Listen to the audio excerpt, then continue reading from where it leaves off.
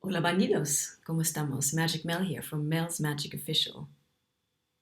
I messed up my slogan, doesn't matter. I'm Magic Mel from Mel's Magic Official, and this is Al, one of my spirit guides. Welcome to episode 6 of season 9. I told you I'm in storytelling mode, so we're going to pull a little short story with the Law of Attraction deck, which is more illustrative, it's more pictorial, and it's very evocative in terms of imagery and, yeah, to make a short story. Vamos allá. I'm connecting. I am just connecting with the general energies and yours to see what story needs to be told and how does this story begin. Vamos allá.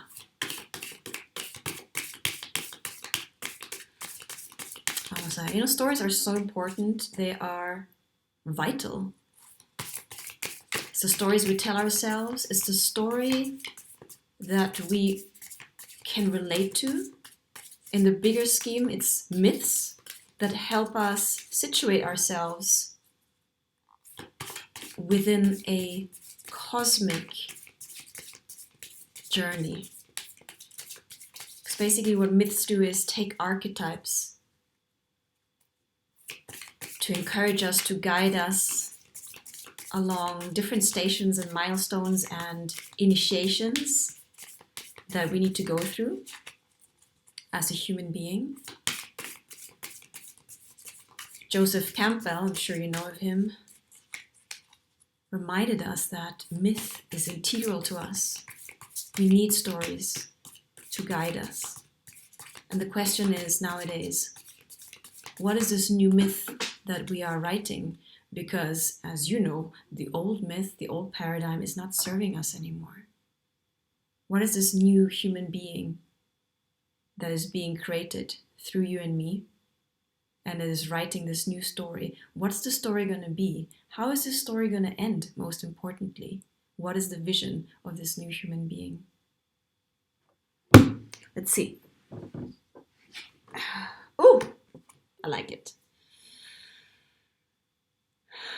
I can't remember exactly which. Oh, in the major arcana, it's the 10.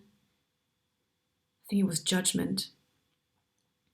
Don't quote me here though. But let's just go with the imagery. So you have a hand that's pointing to the center of this color wheel, schema, mandala, and it says input on that finger.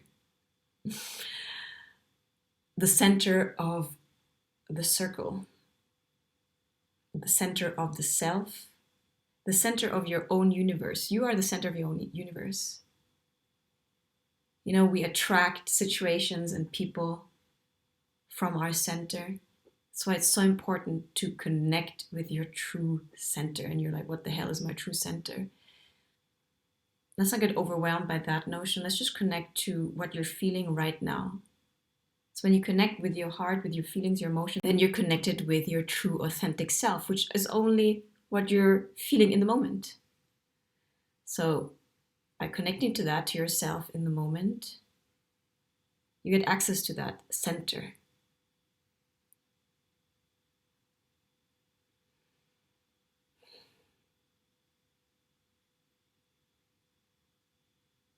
And it's really realizing that it's from within that center that we create our outer world.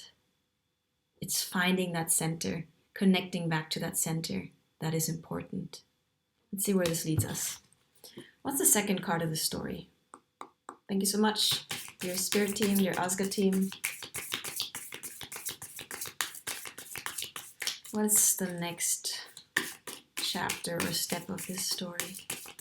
How does this story continue? But I was serious, guys, about, you know, the myth that we're living. It's very important to realize that we are the authors of our own story and to ask ourselves, what kind of story do you want to write? Does your story end with what has been written, or are you writing something new? What's it going to be? That's taking ownership of your own story. Because what we tell ourselves is basically what we're going to live out. And what we tell ourselves involves self-talk.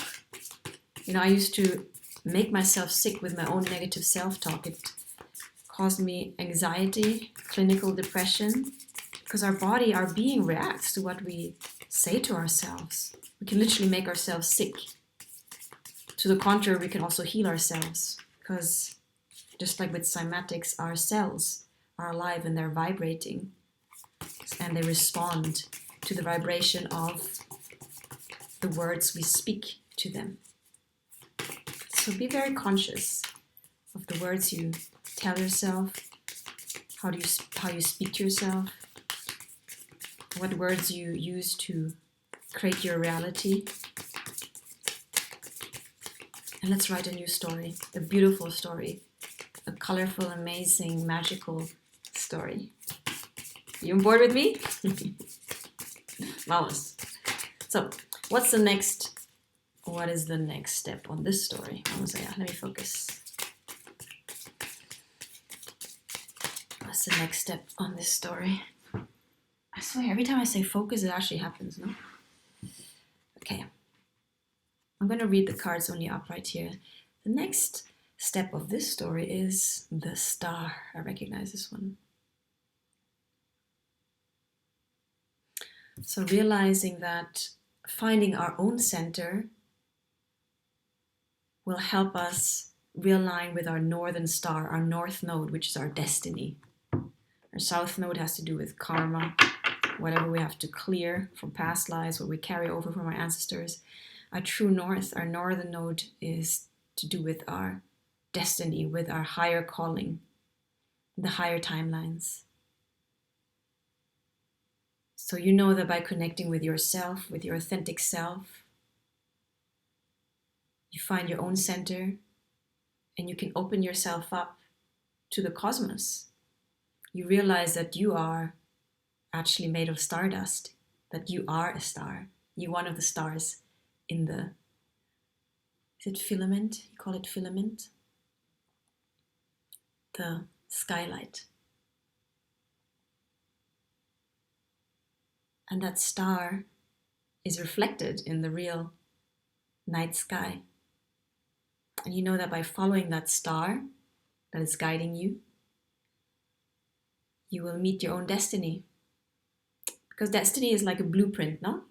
For that our soul, that we're born into or born with. But it's up to us to actually live out our destiny. Imagine being like a sketch. It's kind of sketched out, but you have to make it a full-fledged work of art. So are you following that northern star that is leading you to your destiny? What's next? What does this destiny entail? How about that? What forms part of this destiny? What forms part of this destiny?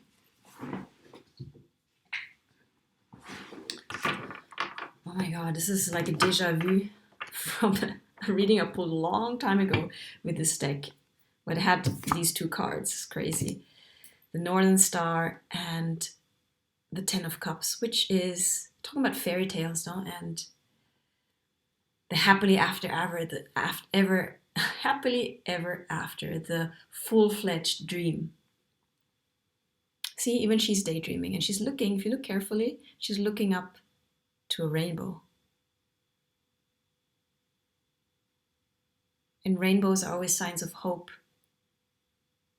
They are pretty extraordinary anyway. I mean, I know there's a scientific explanation of what a rainbow is, but let's stop analyzing everything and let's just be in awe of the miracles and mysteries and beauty that nature presents us with, a rainbow being one of them. So your northern star is guiding you to the other end of this rainbow. Like, was a leprechaun with a golden pot and usually at the other end of the rainbow. But at the other end of your rainbow, And part of your destiny is your 10 of Cups, is your true love.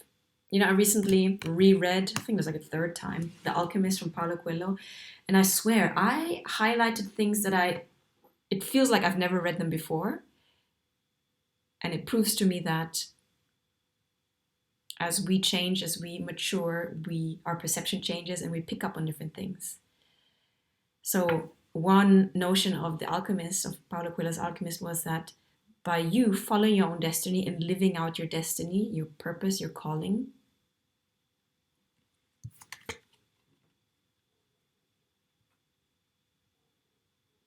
it's like truth and true love are linked. And you know, the true love can take, let's leave it open-ended. But by following our true alignment, our true calling, our soul's purpose, things align in many areas of our life. Abundance, prosperity, happiness. The higher frequency, higher consciousness is all linked. So don't be surprised that by finding your own center, connecting back with your own center, and by trusting and following that northern star and fleshing out your destiny, you will find the ultimate happiness, the ultimate fulfillment, which for me is much deeper than happiness. Happiness can be a little bit superficial, like the weather. Fulfillment runs deeper.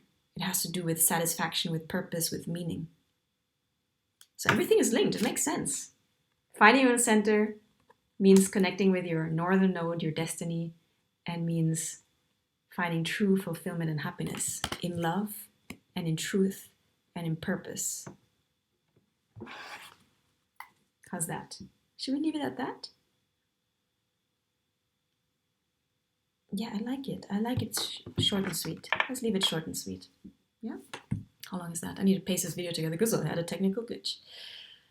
So guys, how about, all of these stories of the great epic heroes, Star Wars, The Matrix, they all talk about the same thing. It's like us waking up to our true potential, realizing that we are the one. Not the only one, You are the one, I'm the one, we're all the creators of our own reality, of our own universe. And we come with a certain destiny, a certain purpose to flesh out, to live out in this lifetime. By connecting with your heart and your intuition. Your intuition is a bit like your higher self guiding you. By connecting with all of that, we are embarking on this epic journey, on this adventure, on this hero's journey, literally. And it's all linked with the reading I pulled just before this in episode 5, stepping into our power. It's becoming conscious of the active role we play in being the hero of our own journey, in not abdicating our own personal power, authority, and leadership internal to something out there. Because as soon as we do that, guys, I'm telling you, the collective shadow will grow. We feed the collective shadow by being passive, by abdicating our responsibility, by allowing someone else to rule us, to dictate us, to govern us. Those are not slight things. A lot of atrocities can happen once we disconnect from our feelings, our humanity, and let some external figure dictate us and rule us. Because then we start depending on that and we'll do whatever. And we know what happened in history if that happens. So it's a personal call. All of these stories, all of these myths, all of these fairy tales, they have a deeper meaning. It's trying to wake you up to realize that you have a role to play in your own life. And that's not just any role, it's the protagonist, lead role of your own life. And it's not something to shy away from, to be scared of. It's something beautiful, it's something noble. Yes, it takes courage, but courage is always greatly rewarded. The universe loves courage because courage requires faith and confidence. And confidence means with faith. It's all linked. And faith is impossible if we do not connect with ourselves and to a higher intelligence. I mean, that can be whatever, belief system, whether it's God, the universe, higher power. Connection is the important part here. Connection, trust, faith. All big words, but we need to give meaning again to those big words and live them out, not just have them as abstract values. What are the values that you want to embody? And that's what also these myths and big fairy tales inspire us to do, no? To embody all of these virtues and these values. So I ask myself, okay, for example, if I want to be the spiritual entrepreneur, who do I need to be? What kind of values and virtues do I need to stand up by and embody and live out? Otherwise, just wishful thinking. And yeah, I need to push myself out of my comfort zone, meaning out of my old familiar patterns of doing and being, and become a different character to embody that. But it's a fun process. It takes some persistence. It's always a work in process, but why not? We're giving this vessel to try out different ways of being. And the new earth is requiring us to step into full human beingness, connect with our heart, first and foremost. Okay, so I'm going to leave you with that. I send you lots of blessings. All and I've got your back. Thanks for liking, sharing, and subscribing, and commenting. Tell me, what is your favorite fairy tale when you were a kid, at least, or now? Doesn't matter. I hope you still have one,